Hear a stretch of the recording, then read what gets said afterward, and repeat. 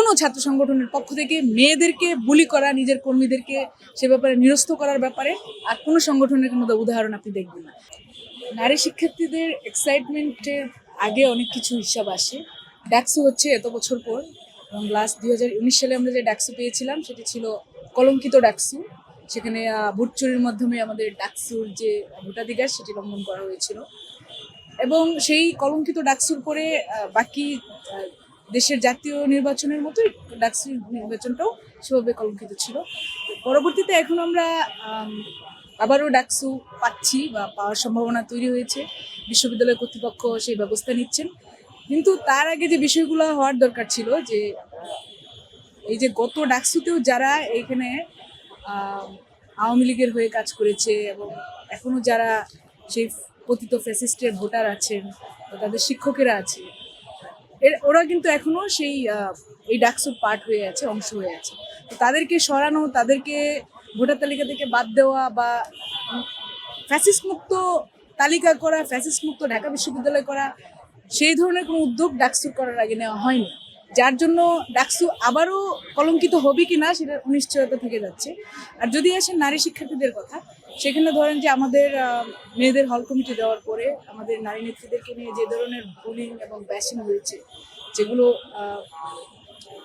এই শিক্ষার্থী সংসদ নামক গ্রুপগুলোতে, যে গ্রুপগুলো কন্ট্রোল করে আবার ছাত্র নেতারাই, যারা এই নতুন গঠিত হওয়া গণতান্ত্রিক ছাত্র সংসদের নেতা অথবা সাবেক ছাত্রলীগ জুলিয়াস সিজার, ওরা সেই গ্রুপগুলো নিয়ন্ত্রণ করে, যেখানে ছাত্রদলকে নিয়ে প্রতিনিয়ত মিথ্যাচার, প্রপাগান্ডা এবং ব্যাশিং তৈরি হয়।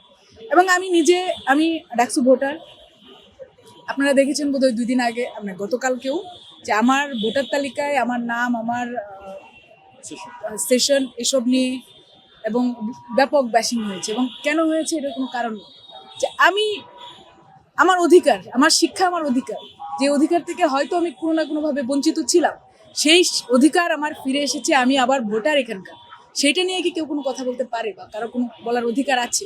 এবং আমার ব্যক্তিগত তথ্য সেইটা, যে ডাকসুর ভোটারও না, যে ঢাকা বিশ্ববিদ্যালয়ের শিক্ষার্থীও না, সেও পর্যন্ত সেটাতে অ্যাক্সেস পাচ্ছে, যেটা আমার তথ্য। যেহেতু ইনস্টিটিউশনাল আইডি আছে, সেই আইডিতে তো থাকার কথা। মানে আমি যদি ইনস্টিটিউশনাল আইডিতে আমি লগ ইন করি, তাহলে আমার তথ্য জানার কথা যে আমি কি পাচ্ছি, সেটা তো পাবলিক করার দরকার ছিল না। এবং সেখান থেকে মেয়েদের ছবি নিয়ে, মেয়েদের আইডি নিয়ে কিন্তু শুধু আমি না, আরও অনেকেই সেই ব্যাশিংয়ের শিকার হচ্ছেন। তো এই যে জায়গাগুলো এখনো কিন্তু সেই লেভেল প্লেইং ফিল্ডই হয়নি মেয়েদের জন্য। মেয়েরা যে না, আমি যদি মনে করি আমি ইলেকশন করব, যদিও আমি ইলেকশন করবো কিনা আমি জানি না, যদি আমি মনে করি করবো, তাহলে আমি কিভাবে এটা আমি সুষ্ঠুভাবে এখানে ইলেকশন করতে পারবো? কারণ আমার জন্য যে ফিল্ড, বাকিদের জন্য সেই ফিল্ড এটা তো সমান না। আমাকে তো অনেক বেশি হার্ডশিপের মধ্যে দিয়ে যেতে হবে, অনেক কিছু ট্যাকল দিয়ে করতে হবে।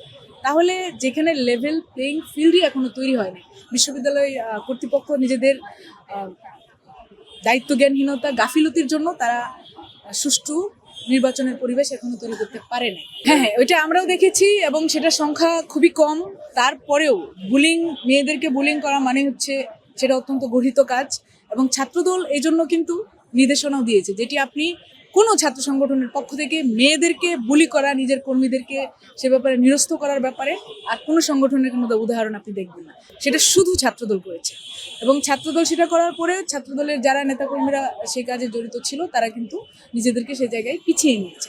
তো এই ছাত্রদলের পক্ষ থেকে সর্বোচ্চ সহযোগিতা বিশ্ববিদ্যালয় প্রশাসনকে, সারা দেশে প্রত্যেকটা শিক্ষা প্রতিষ্ঠানের ছাত্রদল নিজেদের সর্বোচ্চ চেষ্টায় সেখানে সুষ্ঠু শিক্ষার পরিবেশ এবং রাজনৈতিক পরিবেশ রক্ষার জন্য লড়াই করে যাচ্ছে, যেটা অন্য কোনো সংগঠনের পক্ষ থেকেও করা হচ্ছে না, বরং উল্টাটা করা হচ্ছে। যে আমি কাদের দিয়ে বুলিট হচ্ছি, আমি একই সাথে পতিত ফ্যাসিস্ট সাথে এই যে ঢাকা বিশ্ববিদ্যালয় এবং বাইরের বিভিন্ন শিবিরের বিভিন্ন পেজ আছে, আমি ছাত্র সংগঠনের নাম উল্লেখ করে বললাম, যে প্রত্যেকটা যাদেরকে দেখছি যে আমাকে বুলি করছে, তাদের টাইমলাইনে গিয়ে আমি দেখতে পাই তাদের সাথে কাদের ছবি, তাদের কি আদর্শ, ওরা নিয়মিত বুলি করে যাচ্ছে আমাদেরকে। আমরা কিভাবে বুঝবো যে এখনো রাজনীতির পরিবেশ আছে এখানে বা সুষ্ঠু পরিবেশ আছে ডাকসু করার?